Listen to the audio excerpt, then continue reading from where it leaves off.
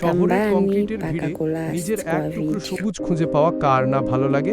নমস্কার সবাইকে, আজ আমি আপনাদের দেখাবো কিভাবে খুব সহজে আপনার ছোট্ট ব্যালকনি বা বারান্দায় বীজ থেকে চারা তৈরি করে একটি সুন্দর বাগান গড়ে তুলতে পারেন।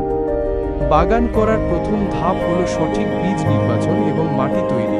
বীজ বপনের জন্য আমি এখানে ব্যবহার করছি জৈব সার মিশ্রিত হালকা মাটি, যা চারা গজাতে সাহায্য করবে। মনে রাখবেন, বীজের মান যত ভালো হবে আপনার বাগানের সাফল্য ততটাই নিশ্চিত হবে। নিজের হাতে লাগানো গাছ যখন বড় হয় সেই আনন্দ অন্যরকম। আজকের এই প্রচেষ্টা কেমন লাগলো কমেন্টে জানাবেন।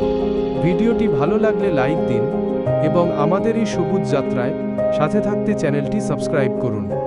দেখা হবে পরের ভিডিওতে। ধন্যবাদ। Ndani mwamene sakonda kupeza peace muri haso yake mtamu kwanje wonse lero niza kulangizani ka easy way mwamene ungapangika garden ila papaukoni u paveranda.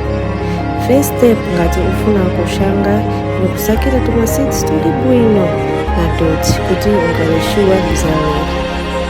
Kushanga ine na using light soil kaya mwamene ungakambire but ni doti ya black soil na mixina na fertilizer kuti tukule tuma seeds twanga.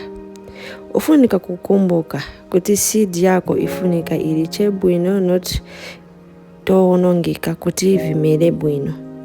Ngati washanga chintu na manja yako kumangala mvera che bwino, muzanuza mwamene mumverera pali effort muma comments.